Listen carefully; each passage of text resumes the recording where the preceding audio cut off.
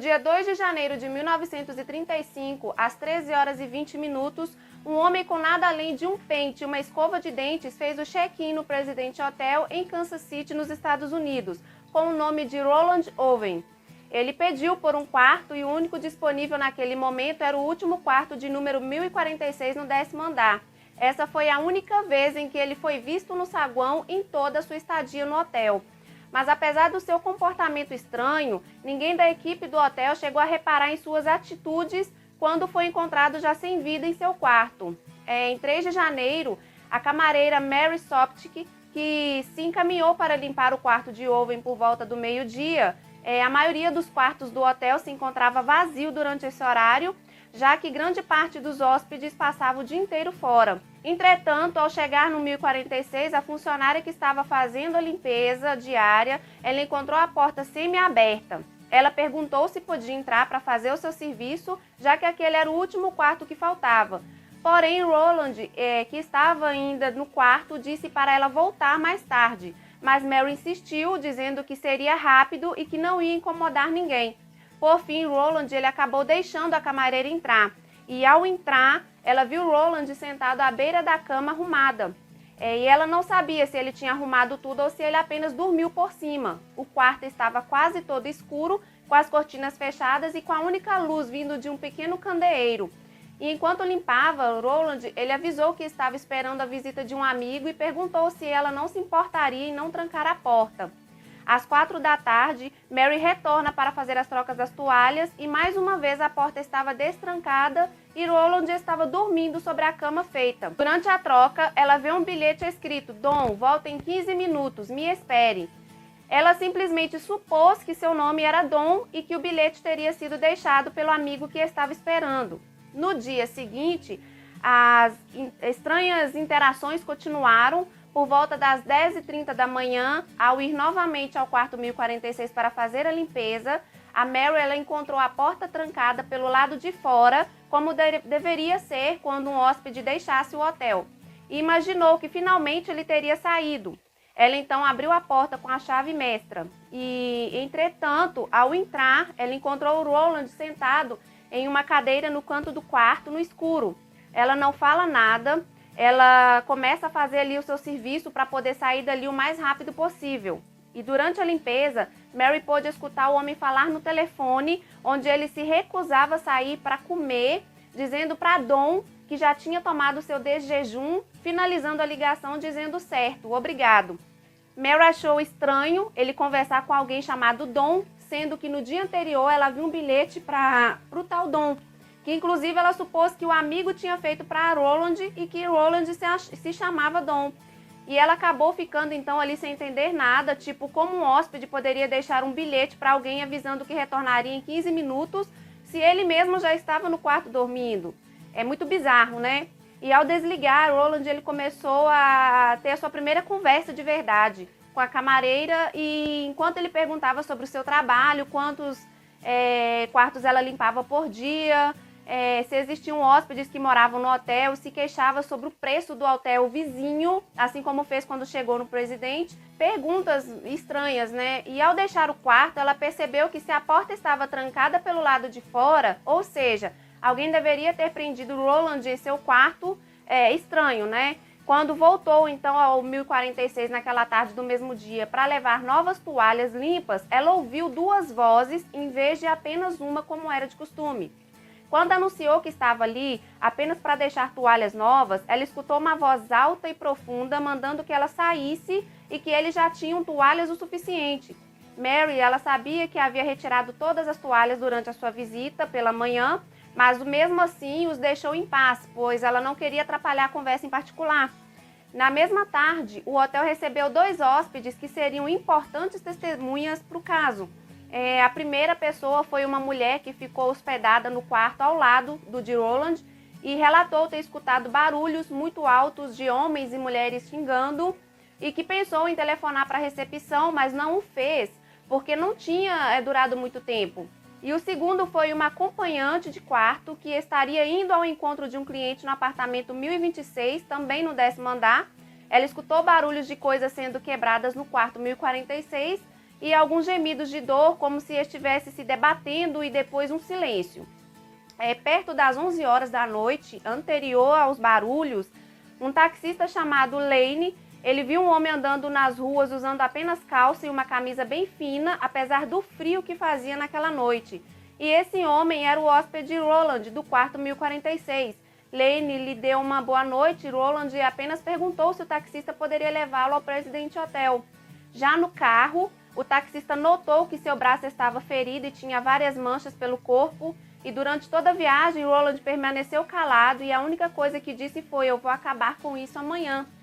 Já às 8h30 da manhã seguinte, o carregador do hotel recebeu uma ligação da operadora de telefonia, no qual dizia que o telefone do quarto 1046 estava fora do gancho por 10 minutos sem uso. Ele se dirigiu ao quarto, que estava novamente trancado, e então bateu na porta e viu apenas entre. O carregador, então, ele supondo que ele estivesse apenas bêbado, gritou para que ele arrumasse o telefone e voltou a fazer seus afazeres. 1h30 depois, a operadora de telefonia ligou novamente e disse que o telefone continuava fora do gancho e não havia sido desligado. Desta vez, o carregador ele entrou no quarto com a chave mestra e o desligou, mas disse que o cenário ali parecia um filme de terror. E ao sair, o funcionário relatou sobre o Roland ao seu gerente. Roland ele estava no banheiro. A polícia então ela foi chamada imediatamente. Roland ainda estava vivo e quando interrogado sobre quem fez aquilo com ele apenas respondeu que ninguém. Eu apenas caí aqui no banheiro. Eles então levaram às pressas para o hospital, mas ele não resistiu e foi a óbito ali mesmo no hospital. Durante a investigação, tudo continuou muito estranho. O hotel não registrava a entrada de visitantes e por isso não foi possível identificar quem poderia ser o autor daquilo tudo, e para a polícia nada daquilo fazia sentido. No quarto não haviam roupas e os itens do hotel também haviam sumido. A única pista foram marcas digitais nos telefones que nunca conseguiram ser identificadas, e uma bituca de cigarro, um grampo de cabelo, uma gravata, um copo quebrado, um balde de lixo que havia ali sido usado para queimar papéis, e já no banheiro, uma garrafa com ácido sulfúrico. E além disso, descobriram que Roland Owen, ele nunca existiu. É isso mesmo que você ouviu. Estranho, né? Ele havia se hospedado com um nome falso, não só no Presidente Hotel, como também no hotel vizinho, no qual se apresentou com o nome de Eugene. Diversas pessoas tentaram identificar o corpo, mas nunca foi chegada a uma conclusão, já que pela foto cada pessoa o conhecia por nomes diferentes. E 2 meses depois, com a investigação já fria e sem nenhuma informação, os policiais decidiram então enterrar o corpo em uma cova como indigente. E só que durante os preparativos do funeral, eles receberam um buquê de flores para ser colocado em seu túmulo, junto com uma generosa doação para os preparativos e um bilhete que afirmava que o nome do hóspede era David Brazinski e dizia "Amor para sempre, Louise".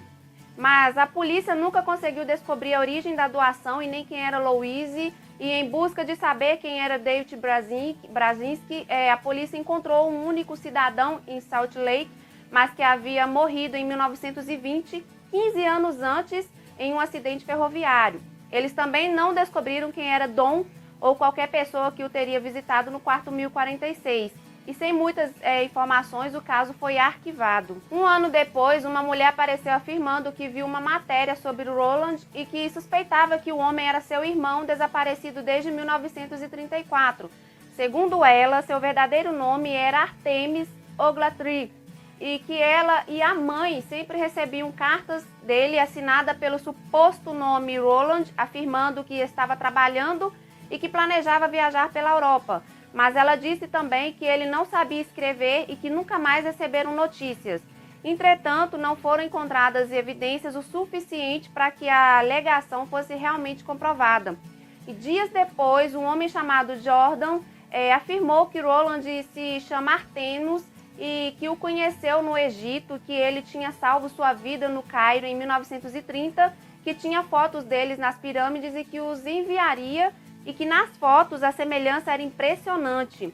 Mas Jordan nunca mais entrou em contato e nem a polícia conseguiu retornar a ligação. E depois de alguns anos procurando por pistas, mas não conseguiram mais nada, e até hoje o caso não teve solução e é aberto anualmente pela polícia do Kansas para averiguação. Quase 70 anos depois, em 2003, um bibliotecário do Kansas havia escrito uma matéria sobre o caso, dizendo que 3 anos antes ele havia recebido uma ligação misteriosa na qual o sujeito preferiu não se identificar, dizendo que era um construtor e que em uma das casas em que estava trabalhando ele havia encontrado uma caixa no sótão com coisas que interessariam o bibliotecário. E realmente dentro da caixa haviam muitas informações, tipo fotografias, recortes, artigos publicados sobre o mistério do quarto 1046, que foram juntadas ao longo dos anos e organizadas profissionalmente, com autópsias, fotografias da cena do crime. O bibliotecário, que nunca havia visto um material tão completo, isso chamou sua atenção, ele concluiu que só poderia ser de algum policial e resolveu continuar a pesquisa sobre o caso nos anos seguintes. E além de todo o material, uma teoria foi redigida numa carta datilografada com uma gramática impecável, que relatava um possível romance do hóspede do quarto 1046 com uma moça chamada Louise, aquela mesmo que enviou o buquê com o bilhete e a quantia para o funeral. Mas isso ainda é apenas uma teoria. E várias perguntas ficaram pelo ar, tipo quem era Dom, quem era Jordan, de quem eram as impressões digitais incitadas no telefone, de quem eram as vozes do homem e da mulher no quarto, porque ele sempre usava nomes diferentes. E apesar do seu verdadeiro nome ser Artemus, esse caso ainda permanece sem solução e sem explicação até hoje. Bom, pessoal, esse foi o vídeo de hoje. Eu espero que vocês tenham gostado. E não se esqueça de deixar o like aqui para ajudar o canal. E comenta, compartilha, deixa a sua opinião sobre o vídeo, sobre o que vocês estão achando do canal. E é isso, gente. Até a próxima.